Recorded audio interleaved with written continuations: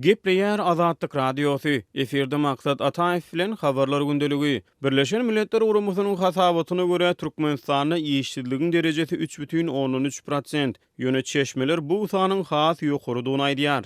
Türkmen hökümetine tarapdar habarlary çap edýän Orient.com saýty Birleşen Milletler Guramasynyň dünýädäki ykdysady ýagdaý we geljekki mümkinçilikler atly soňky hasabatyna salgylanyp, 2018-nji ýylda Türkmenistanda işsizligiň derejesiniň 3,13% deň bolanyny habar berdi. Azatlyk Radiosynyň ýagdaýlardan habarly hökümete ýakyn çeşmesi bu görkezjüniň hakykata gawat gelmeýändigini aýdýar. Türkmenistanda işsizligiň derejesiniň pestligi barada resmi medeniýetde da habar berilýär. Elbetde bu hakykata gawat gelmeýär diýip Azatlyk Radiosynyň ýagdaýlardan habarly hökümete ýakyn çeşmesi gurrun berdi. Hatta iň optimist kärdeşlerimiz hem ýurtda işsizligiň derejesiniň 25-30% aralygyndadygyny aýdýar diýip çeşme aýtdy. Ol hökümetdäki bir tanşynyň ýurtdaky işsizligiň derejesini 40-45% diýip çaklaýanlygyny habar berdi. Türkmenistanyň statistika baradaky döwlet komiteti bular barada anyk sanlary çap etmeýär. Hökümete ýakyn çeşmäniň sözlerine görä soňky 3-4 ýyllykda ýurtda iş orunlary ýygyderli kemeldilýär.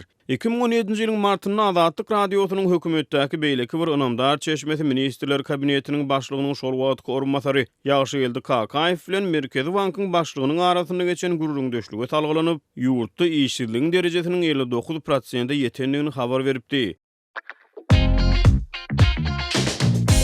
Türkmenistan'dan Azatlyk Radiosynyň azathabar.com web saýtyna Sayfon 3 proxy ulgama arkaly howpsuz ýagdaýda girip bilersiňiz. Sayfon 3 dowamly özgörýär. Şonuň üçin ony her 2 hepdeden täzeläp durmagy unutmaň. Gepleýär Azatlyk Radiosu ses habarlar gündeligimizi dinleýärsiňiz. Gepleşigi men Gözel Hudaýberdi we dowam etdirýärin. Türkmenistanyň paýtagtynda çilimin we azyk önümleriniň gapdalynan başga haritler goşulyp satylýar. Azatlyk Radiosynyň habarçylarynyň sözlerine görä Aşgabatyň döwlet dukanlarynda şu günleri çilim satyn almak isleýän alyjylar bir çüýüşe suwy goşmaça satyn almaga mejbur edilýär. Gyt haritleriň ýany bilen köplenç geçmeýän haritleriň goşulyp satylmagy bazarlarda hem amala aşyrylýar. Bir näçe gün mundan odal ýumurtka satdylar. 30 ýumurtkaly bir gapdan bir ýumurtkanyň bahasy 33 teňe. Onuň gapdalynan goşmaça 2 manatlyk bir çüýüşe suwy satyn almaly. Moňa 12 manatdan tölemeli boldy. Bazarlarda bolsa wagtal 6 manatlyk banan satylýar. Onuň ýany bilen bir sany uly kakos goşýarlar. Olara alyjylarda üstlek bolmaýar diýip Azatlygyň habarçysy aýdýar. Azatlyk Radiosynyň habarçysy şu günleri bir çüýüşe suwuň goşmaça harit görnüşdi. Döwlet dukanlarynda çilimin gapdalynan alyjylara satylýanlygyny habar berýärler. Ertirden çilim satylýar. Öň çilimiň bir gutusy 25 manat bolan bolsa, häzir 2 gutusyna 65 manat alýarlar. Bu baha goşulyp satylýan ýarym litrlik çüýüşeli suw hem girýär diýip Azatlygyň habarçysy 24-nji ýanwarda habar berdi. Türkmenistanyň döwlet dukanlarynda her 2 aýlyk hareketmeden soň gysga wagtlyk satylýan çilimiň bahasy 2018-nji ýylyň dowamında 3 gezek ütgedi. Azatlyk Radiosynyň Türkmenistandaky habarçylarynyň sözlerine görä ýurdun bazarlarynda goşa narhlaryň ulanylmagy hem dowam etdirilýär. Ýagny haritlaryň gapdalynda görkezilen narhlar hakyky bahalardan esli tapawutlanýar.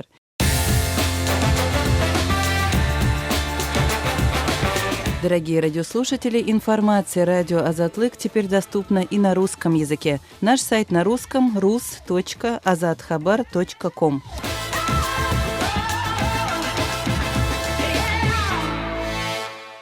Gepleýär Azatlyk Radiosu. Habarlar günneligi gepleşigimizi dowam etdirýäris. Eferde siz bilen men Sähra. Türkmenistandan janyna howp awanýandygy sebäpli gaýdan soňra Türkiýeden Azatlyk Radiosyna maglumatlar beren Türkmen raýatyna häzir Stambuldan Aşgabatda deportasiýa edilmek howp awanýar. 1986-njy ýylda Mary welaýatynda doglan Rüstem Ýusupow 23-nji ýanwarda Stambulyň immigrasiýa edarasynda tutsak edildi. Ýusupow özüniň 2016-njy ýylda Birleşen Milletler Guramasynyň Türkiýedäki edarasyna bosgun hökmünde kabul edilendigine, ýöne 2019-njy ýylyň ýanwar aýynyň 1-nji 10 günlüginde geçirilen soňky suud diňlenşiginde Türkiýanyň Konstitusiýon sudunyň muny reddedendigini gurrun berdi. Yusupow 2017-nji ýylyň mart aýynda ol Adatlyk radiosunda Arslan lakamy bilen çykyş edip başlaýar. Şondan soňra onuň mardaky enatasynyň öýüne Türkmenistanyň howpsuzlyk işgärleri gelip, Rüssem haçan gelýär, nirede işleýär, näme edýär, Rüssemi getirin diýip basyş edip başlaýarlar. Ol Türk häkimetleri tarapyndan şeýle kararyň çykarylmagyna özüniň Adatlyk radiosunda eden çykyşlary sebäpli Türkmen hökümetiniň täsir edendigine ynanýar. %99 Türkmenistan uğradım diye. Hukuk Korece Idaresi var, Mülteci Hakları Merkezi. Bütün mahkeme davalarını hemmesini onlar alıp verdi bu neçenli.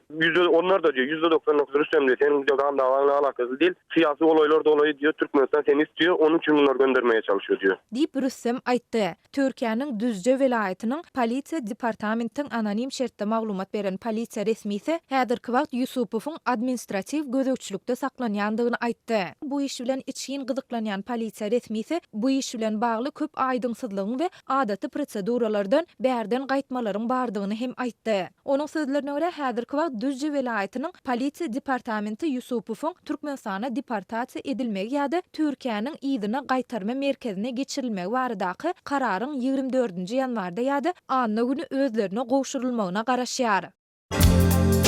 Adatlyň Telegram sosial ulgamynyň sahypasyna ýazylaň. Bizi gözle bölümine Adatlyk radiosu ýazyp tap bilersiňiz. Biz bilen Telegram arkaly goşmak belgisi 420 724 168 983 we goşmak belgisi 420 773 797 383 telefon belgileri bilen habarlaşyň. Biz siziň şahsiýetiniziň gizlin saklanjakdygyna kepil etýäris.